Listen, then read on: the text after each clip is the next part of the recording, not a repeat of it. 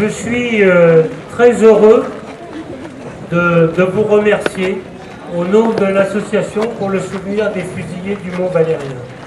Nous organisons tous les ans cette cérémonie d'hommage à l'ensemble des fusillés du Mont Valérien et nous y tenons particulièrement car il est important de rendre hommage à tous ces fusillés, quels que soient leurs engagements politiques, syndicaux, philosophiques, qui ont donné leur vie pour notre liberté. Voilà, nous allons, comme vous le savez, le spectacle est assuré par des jeunes du lycée Galilée de Gennevilliers et du collège Alfred de Vigny de Courbevoie, qui ont travaillé depuis le mois de janvier avec l'équipe des Tréteaux de France pour mettre au point ce spectacle. Il n'est joué que par des jeunes. Et je crois qu'il faut saluer ce travail extraordinaire qu'ils ont fait avec les acteurs durant l'année scolaire. Mais cette année, nous avons le privilège d'avoir un grand acteur, Robert Hossein, qui nous a proposé de lire un poème, mais il va vous expliquer lui-même pourquoi il a écrit ce poème. Donc je passe la parole maintenant à Robert Hossein. Merci. Merci. Alors je ne sais pas si vous m'entendez. Oui. Parce que ça ne sera pas de ma faute, mais celle du micro. Je plaisante, voilà. Je suis très ému et touché de vous lire ce poème parce que le frère de ma mère, mon père était un très très très grand musicien, symphonie, concerto, ballet, tout ce qu'on voudra, et cinéma. Et ma mère, qui était d'origine russe, avait un frère, et alors il s'appelait Lova. Lova, ça veut dire amour en russe. Et Dieu veut que je le porte et que je le parle, mais je n'ai pas toujours vécu avec mes parents. Et ma mère a été tellement bouleversée lorsque mon oncle, son frère, dans la résistance, grand résistant, a été fusillé au Mont Valérien, jeune, vers 32 ans. Alors, j'étais en pension, Meudon, Chatou, Clamart, etc. Et lorsque j'ai appris sa mort, il avait énormément de cœur, il était remarquable, merveilleux, généreux, et il est mort, fusillé, comme résistant. Alors, j'avais 14 ans, j'étais encore dans les pensionnats, et j'ai écrit ce poème que je vais vous lire à 14 ans.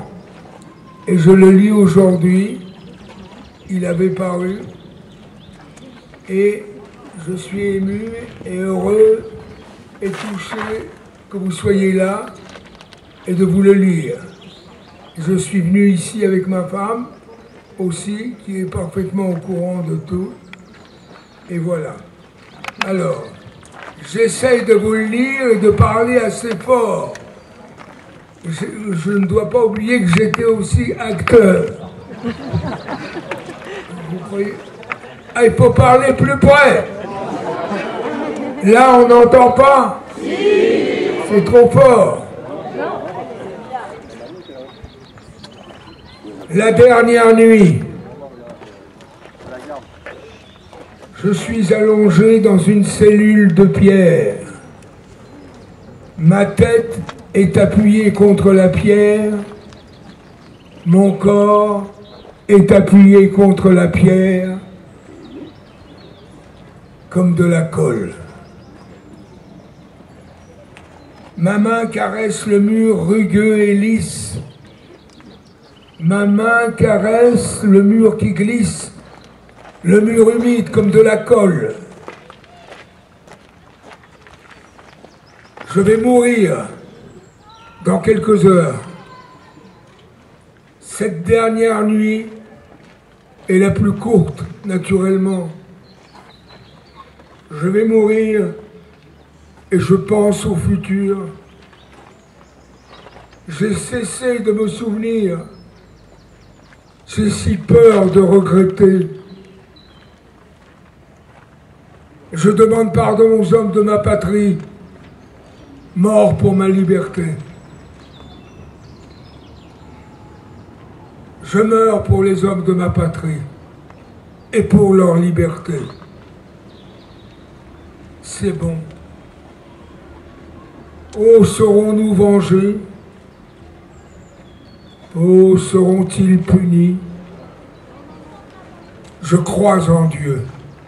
Je crois. Je suis allongé dans une cellule de pierre. Je suis allongé dans un carré de nuit. Toute chose est sans valeur pour moi à présent. Je ne suis plus que nuit à présent. Et je ferme les yeux. Je dors. Je rêve. Le petit Pousset, avec ses larges bottes. Les bottes. Les bottes. Les bottes.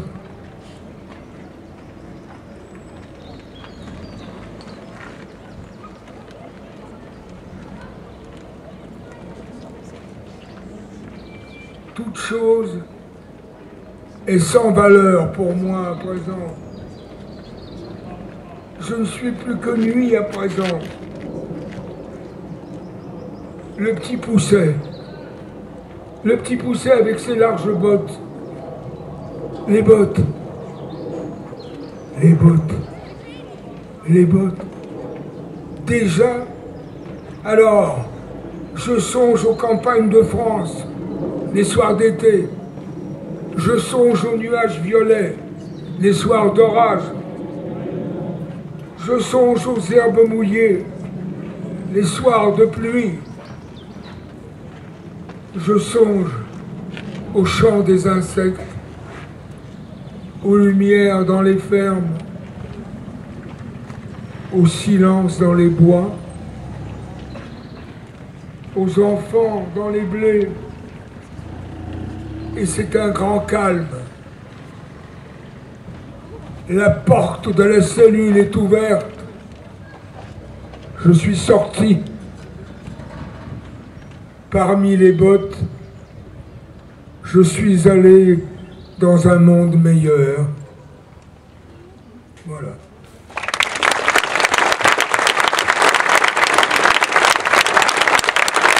Merci beaucoup. Je crois que c'est un grand honneur que nous a fait Robert Hossein de venir interpréter ce poème qu'il a lui-même écrit. Encore une fois, merci. Nous allons passer maintenant au spectacle. Alors, quelques mots avant de commencer. Il a été écrit spécialement. C'est une œuvre originale. Et l'auteur est Evelyne Love, qui est ici présente. Le spectacle a été préparé, comme je vous l'ai dit, depuis le mois de janvier. Et les comédiens qui ont encadré les élèves pour préparer le spectacle sont Marilyn Fontaine, Tariq Bétard et Patrick Palmiro.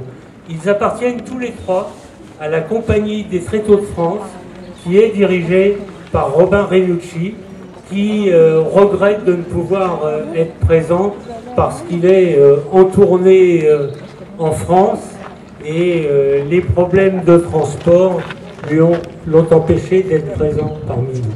Voilà, place au spectacle et j'espère que vous serez satisfaits. Merci.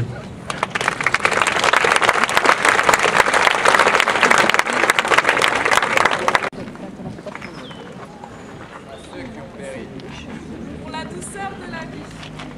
Ceux qui ont péri, venus ici, venus d'ailleurs.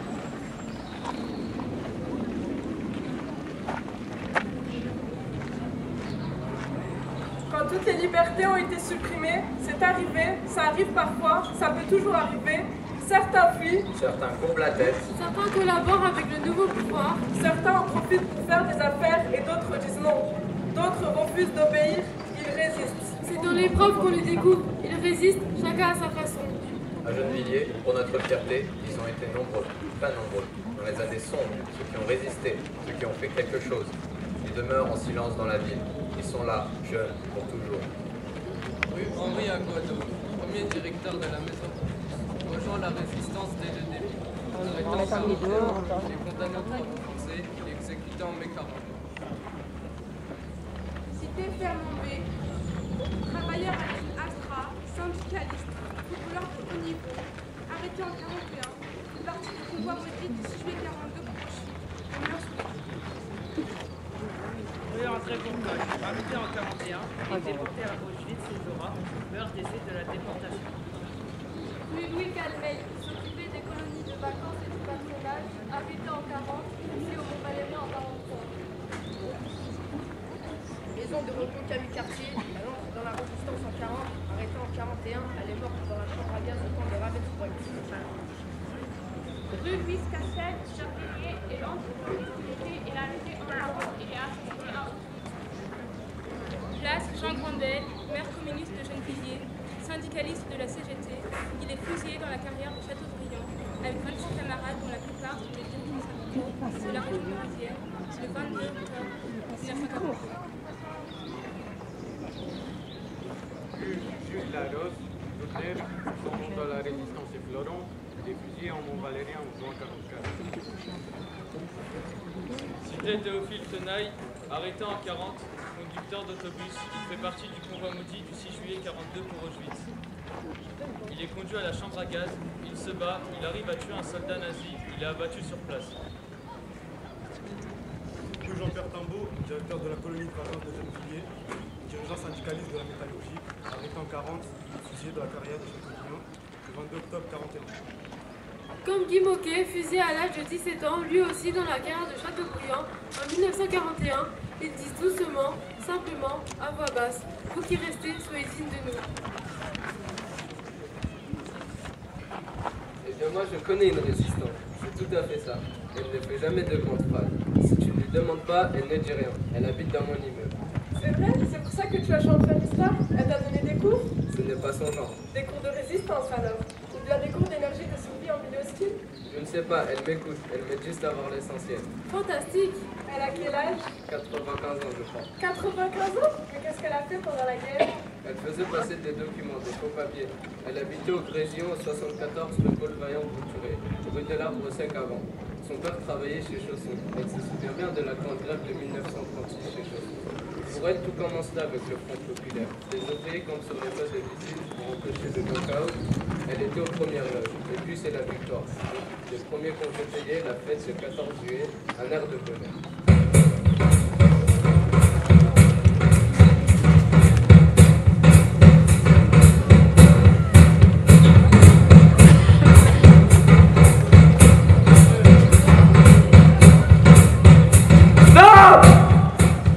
La fête est finie, elle fut brève, bien trop brève. Et voilà la guerre d'Espagne. Les attaques des fascistes au sud, au nord, à l'est. La Tchécoslovaquie envahie, la Belgique envahie, la guerre éclaire. La mobilisation, la débâcle, l'invasion, l'armistice, la collaboration. Tout ça va vite. 39-40, un tourbillon. Et ce sont eux, ces gens-là, le peuple du 14 juillet du Front populaire, qui en tête des listes du gouvernement de Vichy, traqués, pourchassés, sur les listes d'otages, les listes d'internés, les listes de gens à éliminer, et très vite, la liste de fusillés, de déportés. Adieu, adieu, adieu les lendemains qui chantent. Adieu, c'est aujourd'hui qui crie, c'est aujourd'hui qui se déchire. Aujourd'hui, terrible pour les étrangers. Et pour les enfants, à Gennevilliers, beaucoup de familles avaient accueilli à la maison un enfant espagnol qui se retrouvait seul, évacué après la guerre d'Espagne, avec des parents disparus ou en camp. Ce fut un grand élan de solidarité. Au 74 rue Paul Vaillant Couturier, quand on faisait des frites, on invitait tous les voisins. Quand c'était l'Aïd, il y avait beaucoup de familles kabyles, tout le monde était invité dans la course. Les enfants venus d'Espagne, ils avaient été pris en charge par tous. Avec Vichy, tous ceux qui avaient obtenu des papiers français, les Allemands anti-nazis, les Juifs qui avaient fui les pogroms de l'Est, en Russie, en Pologne, les réfugiés arméniens, tchèques, hollandais, italiens, tous sont regroupés dans tes camps. On leur retire la nationalité française en attendant de les livrer aux Allemands. Aux Allemands, c'est pas possible. C'est ignoble. C'est la France qui a fait ça, la patrie des droits de l'homme. La France de Vichy, ce n'était plus la patrie des droits de l'homme, justement. À Gennevilliers, 24 conseillers municipaux sont destitués, mis hors la loi. Comme dit Louis Aragon, c'était un temps déraisonnable, on avait mis les morts à table.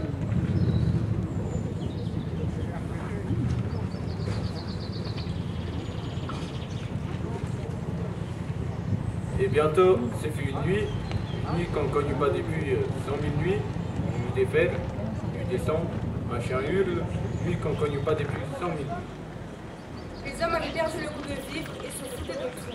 Leur mère, leur frangin, leur nana, prostituées du cinéma.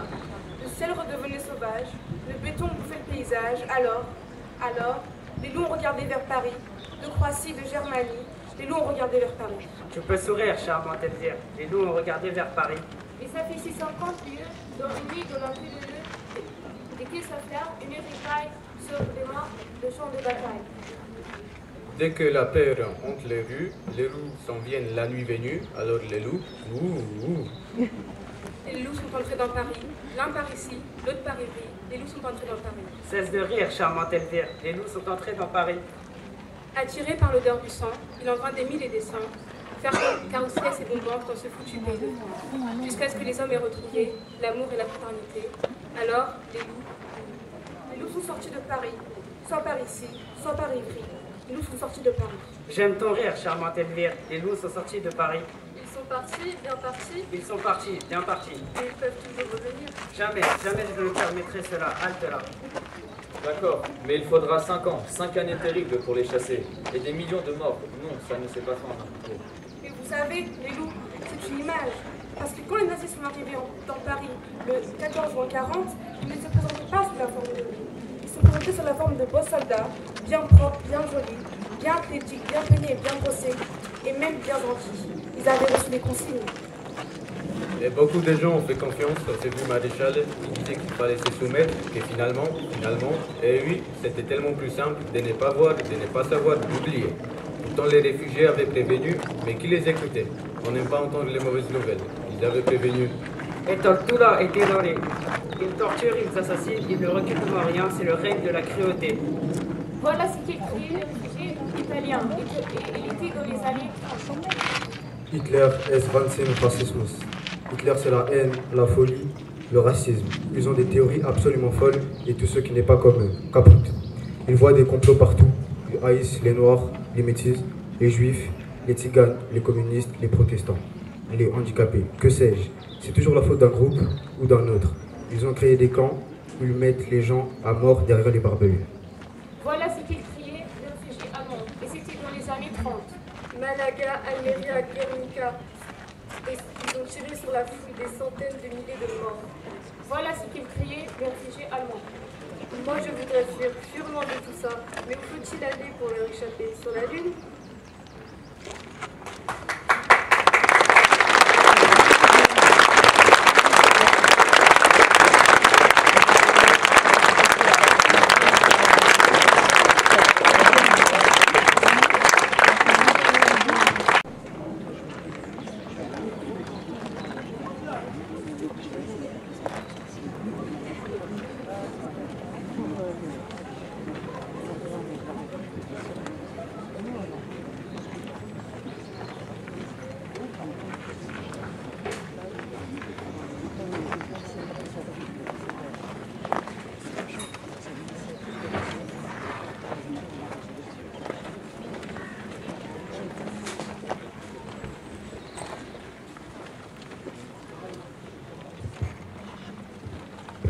Les premiers résistants, ils avaient l'air de ramer sur une petite barque à contre-courant dans la tempête.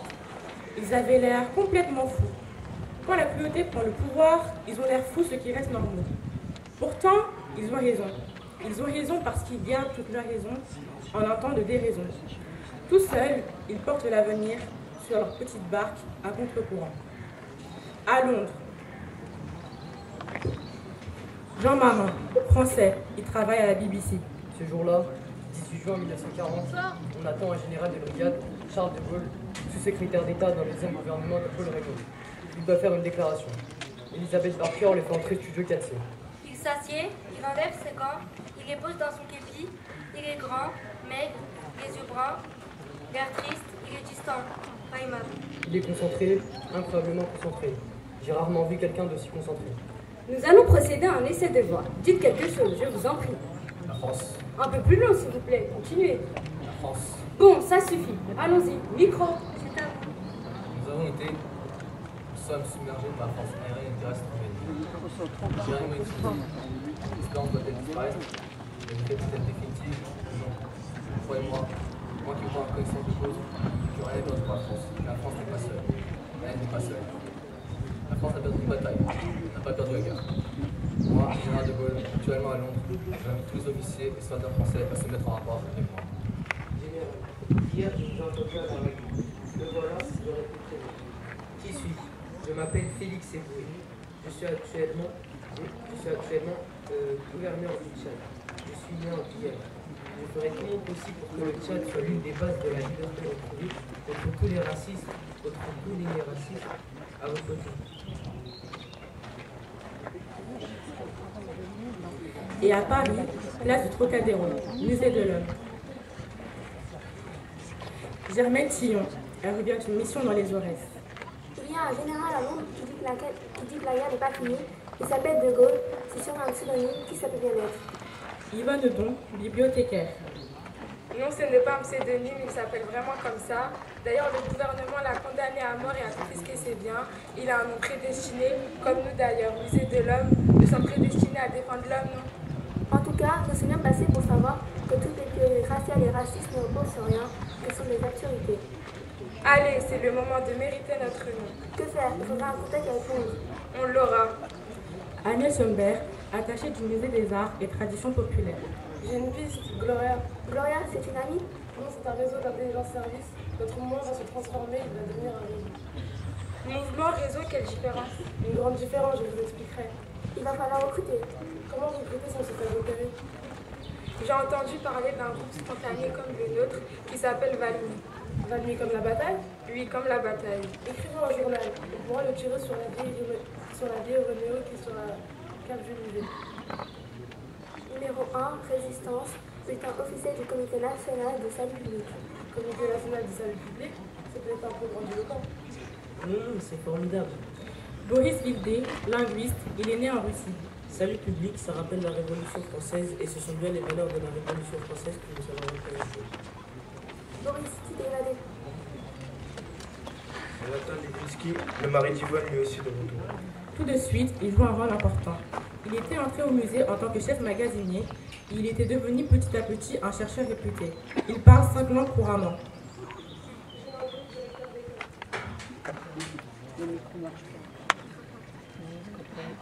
Boris Norman, avocat.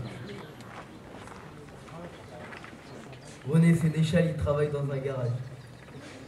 Entre nous, on l'appelle le gosse. Il a 18 ans, il est tellement modeste et courageux.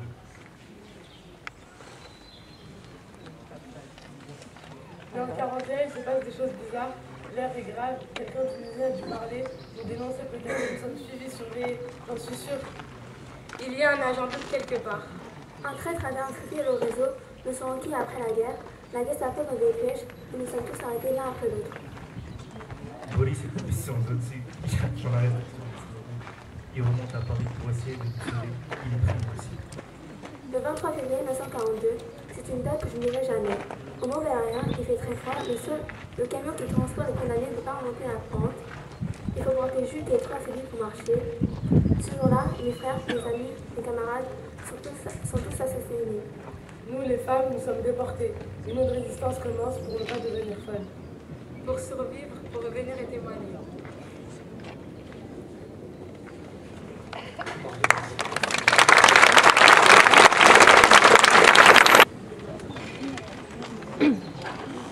La nuit qui précéda sa mort fut la plus courte de sa vie. Dès qu'il existait encore, il brûlait le sang au poignet. Le poids de son corps l'écœurait. Sa force le faisait gémir. C'est tout au jour de cette horreur qu'il a commencé à sourire. Il n'avait pas un camarade, mais des millions et des millions pour le venger. Il le savait. Et le jour se leva pour lui. Alléluia, poème écrit pour Louis Saint-Longros, lycéen, fusillé avec 4 camarades, condamné à mort pour leur participation à la grande manifestation du 12 novembre 1940. La première grande manifestation à Paris contre l'armée d'occupation, celle des jeunes, des lycées. Et pour leur participation aux actions des FTP, francs-tireurs et partisans, arracher des poteaux indicateurs en allemand, Incendier des véhicules militaires, faire dérailler des trains. Je ne regrette qu'une chose, de quitter la vie à 18 ans.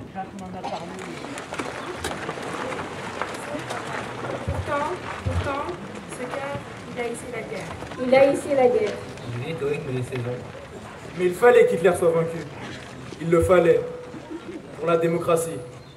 Pour la vie. 10 novembre 1942. L'espoir renaît.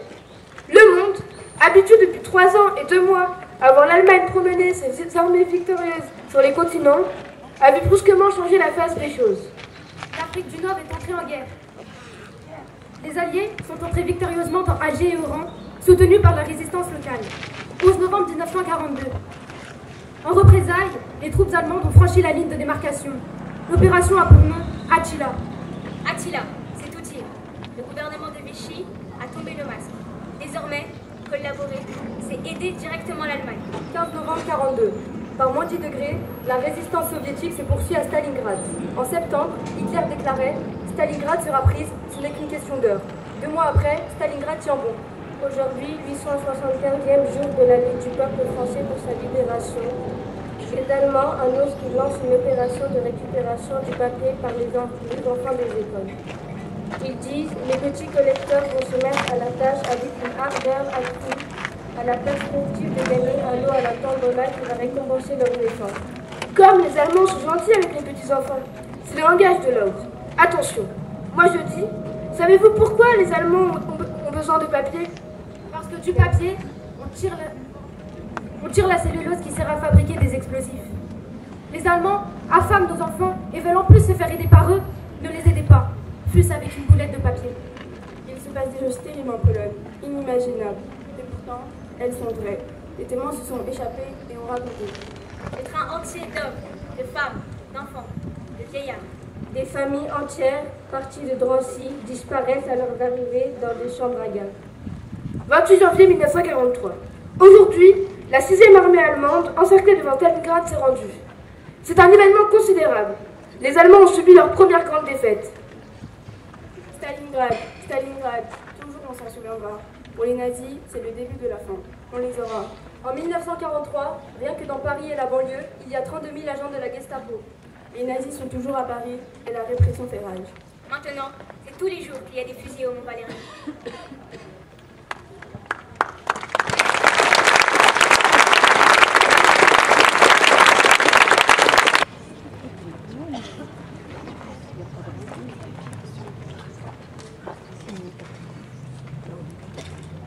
Qui es-tu, toi? Qui es-tu? Qui es-tu personnellement? Un soldat de l'armée de Londres. Un soldat sans drapeau, sans insigne, sans uniforme. Qui croit en ce qu'il fait. Simple, sans prétention. Avec ou sans religion. Un soldat qui n'est pas un guerrier. Le maillon d'une chaîne. Qui es-tu? Séparé par les circonstances, séparé par le temps. 80 ans. Qui es-tu? Tu avais mon âge souvent. Si c'était moi. Tu es arrivé à Londres. Tu as dû traverser les Pyrénées, traverser l'Espagne, embarquer à Gibraltar. À Londres, tu t'engages dans les forces françaises libres. Tu suis une instruction accélérée, tu apprends l'anglais, tu apprends à te battre. Et le plus dur, tu apprends à obéir. Tu pourrais rester là-bas, mais non, tu repars en France. Tu es sa femme. Tu as quitté la France par un autre chemin, la Bretagne, le Finistère. Vous vous êtes enfin retrouvés ici, par miracle, et maintenant il repart. Vous vous enfermez dans la salle de bain pour que l'enfant n'entende pas. Vous discutez. C'est pour quand? Dans quelques jours. Dis. Quoi? Si je suis pris. Je veux que tu saches, j'irai jusqu'au bout. Je sais. Tu es d'accord? Oui. Allez, ne pleure pas. Tout ira bien. Quand tout ça sera fini, on n'en parlera plus. Plus jamais. On ne sera pas des anciens combattants. Hein. Bien sûr que non. Toi, tu es officier français du service des opérations spéciales. Tu détailles la mission. Vous prendrez contact avec des chefs de réseau dispersés en zone occupée. Apprenez par cœur la liste codée. Ne gardez aucune note écrite. Votre nom de code est Léo. Vous ne devez en aucune façon ressembler à votre ancien moi. Faites-vous teindre les cheveux, changer d'allure, changer tout. Personne ne doit vous reconnaître. Bonne chance. Tu dis au revoir à ton meilleur ami. Qu'est-ce qui est arrivé à tes cheveux? C'est pour le service, je pars. Au fait, je veux te demander, si nous arrivait quelque chose, est-ce que tu accepterais pour le petit au cas où? Tu es l'ami. Tu prends l'engagement de t'occuper de l'enfant. Cet engagement, tu seras mené à le tenir et tu le tiendras. Oui, ne t'inquiète pas, ton enfant est comme le mien, pas tranquille. Mais reviens vite. Toi, tu es speakerine à la BBC. Hier, l'émission a été interrompue par une bombe. En France, tu étais comédienne. Tu es d'origine roumaine. Maintenant, à la BBC, tu annonces. 2 anges vont faire de la dentelle ce soir. Le lapin blanc envoie ses vœux au père lapin. Je répète, le lapin blanc envoie ses vœux au père lapin. Tu n'oublies pas l'imagination, la fantaisie. Ce n'est pas parce qu'on se bat qu'il faut être sinistre, n'est-ce pas? Tu es opératrice radio cachée à Châteauroux dans un appartement.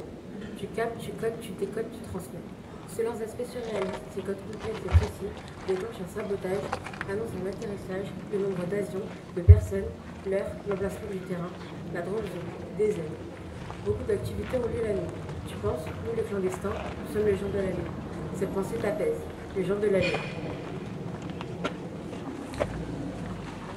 Toi, tu es le voisin. Tu entends des bruits dans l'appartement d'à côté. Qu'est-ce qui se passe? Tu sais que l'écoute de Radio Londres est punie de peine de prison. Le journal annonce qu'une somme sera offerte à ceux qui signaleront les postes de radio non déclarés. Tu es sa femme. Toi aussi tu entends les bruits. Toi aussi tu es le journal. Tu entends? C'est pas net. Pas net? Et alors? Alors c'est des résistants, voilà. Qu'est-ce que tu vas faire? Rien. Les aider. Les aider? Toi? Pour de vrai? C'est toi qui dis ça? Oui, j'ai réfléchi. Les aider. Qu'est-ce que tu en penses? Moi, je n'osais pas te le dire. Je croyais que... Mais bien sûr, je suis d'accord. C'est ainsi que tous les deux, les voisins timides et silencieux, vous avez sauvé le coup un jour de perquisition en ouvrant votre porte à temps et en prenant du matériel compromettant chez vous.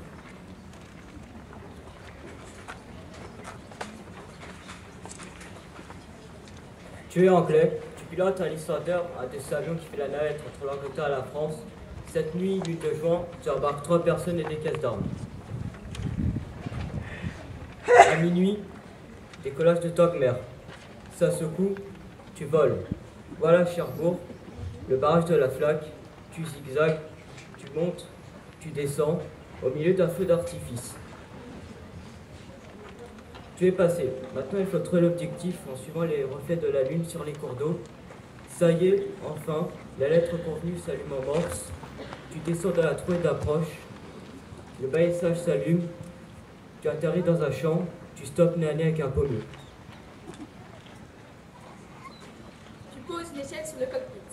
Les passagers descendent, sonnez. 2 autres attendent pour embarquer vers Londres. Tu salues le pilote, tu lui donnes un cadeau. Il referme le cockpit et repart. Il est resté 7 minutes. Tu prends en charge le dénommé Léo. Tu lui as déniché un vélo. C'est un bien rare, un vélo. Les gens d'origine juive n'ont pas le droit de posséder un vélo. Les vélos, comme les postes de radio, doivent être déclarés à la police. Tu t'occupes des lampes de balisage. C'est une mission dangereuse et très précise. Tu as appris à les disposer face au vent, quand et comment les allumer. Tu es le chef absolu d'un minuscule terrain d'atterrissage qui ravitaille la résistance de toute la région. Tu as passé la nuit à attendre. Tu déplaces le matériel et les caisses de munitions qu'il faut cacher. C'est maintenant le plus dangereux, le bruit de l'avion a fait alerter la commande à tout. Tu attends. Tu dois cacher un envoyé dans ta maison à Sablonneux-du-Sault, un village. Tu attends. 1 heure, 2 heures. Tu es inquiet. Une patrouille passe et tu as peur. La lune éclaire fort cette nuit. Enfin il arrive. En vélo. Tu lui prépares à manger. Il s'endort. Tu veilles sur lui. Tu es sa femme. Tu fournis des cartes d'alimentation pour les clandestins, les maquisards, les juifs, les persécutés. Tu travailles à la mairie. Tu t'es arrangé pour récupérer des cartes sous de faux noms ou de noms de gens qui ne sont plus là. Autour de toi, dans le village, tu vois des gens faire du marché noir, profiter de la misère, s'enrichir. Toi, tu restes net et tu prends des risques. Tu fais passer la ligne de démarcation par ton champ. Avec ta femme et tes enfants, tu as bien connu des réseaux. Hier, vous avez fait passer la ligne à des enfants, des juifs, séparés de leurs parents. Les jeunes de l'OSE, qui avaient 14-15 ans, s'occupaient de ces enfants. Tu t'es beaucoup exposé. 3 jours avant le débarquement, tu seras arrêté avec toute ta famille. Aucun de vous ne reviendra d'Auschwitz. Ce fut un des derniers convois. Toi, tu sauves des enfants. Un par un, c'est comme ça. Retrouveront-ils un jour leurs parents? Le plus dur, c'est de retenir par cœur les noms. Les vrais noms, les faux noms. Où est l'enfant? Où est son père? Où est sa mère? Sous quel nom? On ne peut pas garder de liste. Alors, si on te demande comment tu t'appelles, tu dis j'ai. Qu'est-ce que tu dis? Simon Galli. Chut, non, tu dis Gérard Martin, d'accord? D'accord, Gérard Martin. Pourquoi? Je n'ai pas le temps de t'expliquer. C'est pour sauver maman, papa, maman. Tu es d'accord? Pourquoi alors, Gérard Martin? Toi, Simon, tu en as marre. Marre. Qu'est-ce que c'est que ce monde où tu ne peux plus être ce que tu es? Tu en as marre de ne plus aller à l'école, d'avoir perdu tous tes copains. Mais tu penses à tes parents, il faut qu'ils soient fiers de toi. Quand vous vous retrouverez, tu leur as promis quelle fête on fera à ce moment-là. Tu assures la sécurité d'un rendez-vous dénommé Léo. Ton revolver, tu l'as volé à un soldat allemand. Avant, tu étais violoniste, dans un grand orchestre national. Tu as hésité à t'engager, car tu n'avais pas de se blesser aux mains. Mais il le faut. Il faut qu'il perce vaincu. Il le faut. Alors, tu prends ta bonne étoile. Tu verras la libération de Paris. Oui, tu la verras. Tu fais équipe avec celle qu'on appelle la violoniste. Tu es partisan et pourtant tu es allemand. Avant, en Allemagne, tu étais footballeur professionnel. Ta vie, c'était le foot. Un jour, à 19 ans, tu as marqué un but décisif à Stuttgart. Vous savez gagner. Et sous un immense drapeau à croix gammée, tout le stade s'est levé et a hurlé « Heil Hitler !» C'est là que ta vie a basculé. Tu n'as pas crié, tu n'as pas fait le salut nazi, tu es resté immobile. Tu as été condamné à 15 ans de forteresse. Tu as réussi à t'évader et tu as rallié la France. Maintenant, avec les résistants français, tu combats l'armée allemande. Tu es chirurgienne. Tes parents sont venus d'Arménie. À l'hôpital, 2 jeunes t'ont emmené un blessé en pleine nuit. Il avait une balle dans l'épaule. Tu ne l'as pas inscrit sur le registre, tu l'as opéré, tu l'as soigné, puis tu l'as caché. Il est interdit d'opérer un blessé par balle sans le déclarer à la police. Tous ceux qui ont assisté de près ou de loin à cette opération, médecins, infirmiers, anesthésistes, sont en danger. Personne n'a parlé.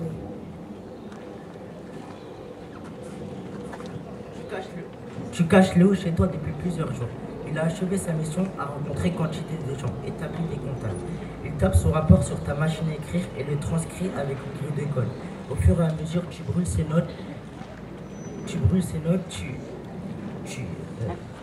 Il te remet son rapport codé. Tu le roules soigneusement, tu le caches dans le guidon de ton vélo et tu vas le transmettre à un agent de liaison.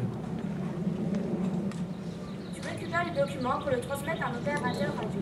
Si tu étais en danger, il faudra avaler tous ces papiers.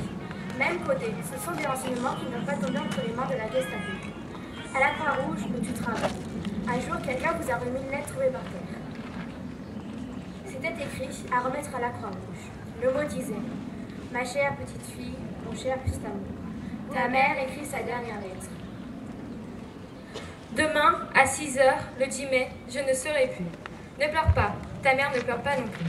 Je meurs avec la conscience tranquille et avec toute la conviction que demain, tu auras un ami heureux. Sois fière de ta mère, mon petit amour. J'ai toujours ton image devant moi. Sois heureuse pour toute ta vie, avec ton père, avec tout le monde. Adieu, mon amour, ta mère, Olga Blancy. » Après avoir lu ça, tu étais déterminée, plus que jamais. Olga Blancy, des FTP, nom de code, Pierrette, 32 ans. Tu es capitaine d'un caboteur de 18 mètres, en pleine tempête, pas loin des prisons, une des zones les plus dangereuses de la côte. Tu salues au passage l'île de Saint, où en 40, tous les hommes de l'île, tous, 128, sont partis continuer le combat en Angleterre. Aujourd'hui, tu as embarqué 2 Anglais, 3 Néerlandais, 1 Hongrois, 2 réfractaires français, 1 Espagnol, un ex de brigade internationale et ce Léo. Vous avez rendez-vous avec une vedette de la Navy qui attend au large. D'ailleurs, la voilà. Capitaine! Mission accomplie.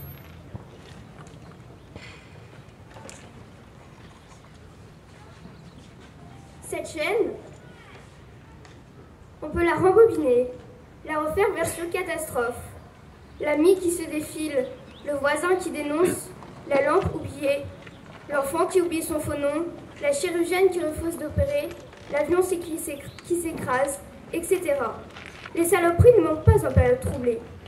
Mais non, cette chaîne a tenu bon, beaucoup d'autres chaînes ont tenu bon, et si la résistance a perduré, si elle était là le jour J, si elle a continué après les victoires à porter l'espoir jusqu'à aujourd'hui, c'est parce qu'il y a eu ces chaînes de solidarité. C'est parce que toi et toi, tu as préservé ce qu'il y a de grand et de beau en l'homme, la générosité, le sens de la justice. Oh là là, les grands mots. Vous savez ce que dit Arsène Tchakarian du groupe Manouchian, un compagnon de lutte d'Olga Bancic? Nous ne sommes pas des héros. Il ne faut pas croire que nous n'avions pas peur. Nous avons résisté car nous en avions la possibilité. Pas de travail, pas de famille. Et parce que nous aimions la France, elle nous avait adoptés. Mais il faut imaginer dans quel état nous étions. Pour ma part, je ne mangeais pas. Je n'arrivais pas à avaler. J'avais comme une boule dans la gorge. Je ne dormais pas non plus et si, par épuisement, je finissais par sombrer, je ne faisais que des cauchemars. À la fin de la guerre, je pesais 40 kilos. On se sentit avec nos petites préoccupations, nos petites vies. Petite? Pourquoi petite? On a quelque chose de grand, je dirais même de grandissime. Quoi donc? La vie. Nous sommes vivants, nous avons hérité de tout ça et nous pouvons continuer. Agir, écrire, aimer, faire des choses, créer des liens, des amitiés, faire refleurir. Refleurir? Tu me fais rire? Faire refleurir quoi? Quoi? Eh bien, le meilleur. Tout simplement, le meilleur.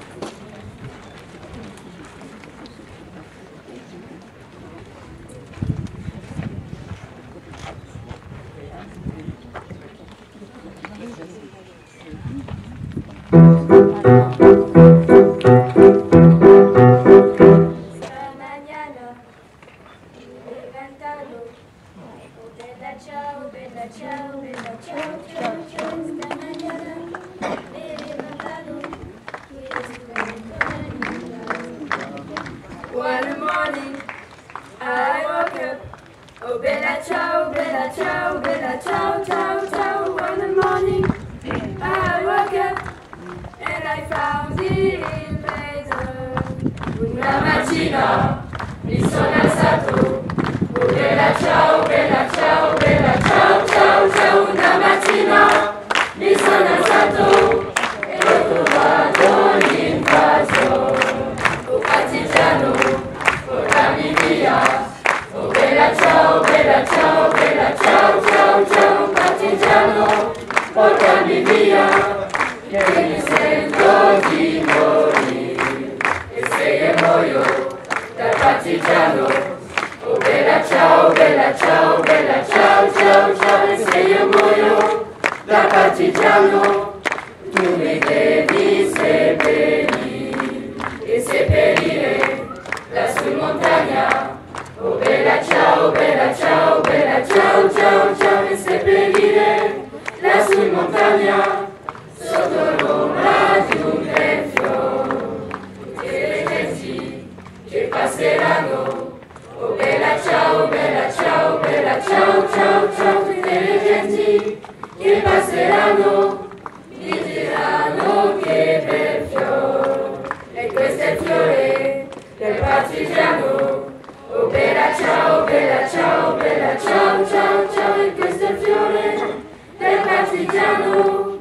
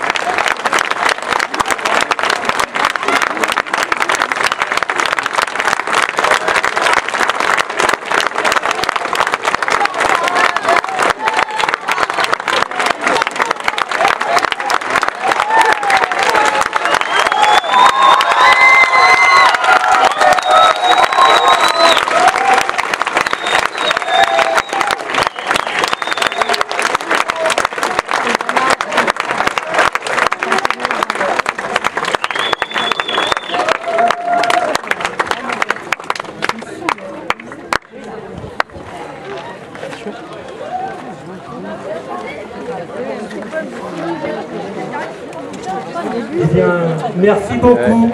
Merci beaucoup aux enseignants qui ont permis que leur classe participe à cette cérémonie.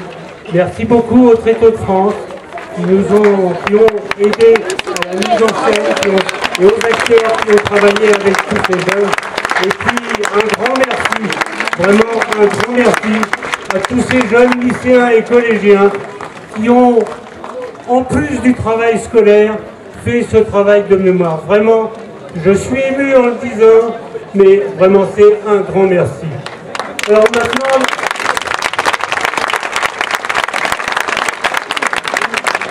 la cérémonie va se poursuivre. Nous sommes tout à fait dans les délais.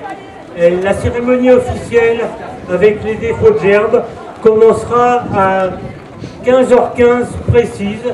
Nous attendons le représentant du préfet. Nous attendons encore d'autres personnalités et nous allons nous réunir devant le monument, le mémorial de la France combattante. A tout de suite et merci de patienter encore un petit peu.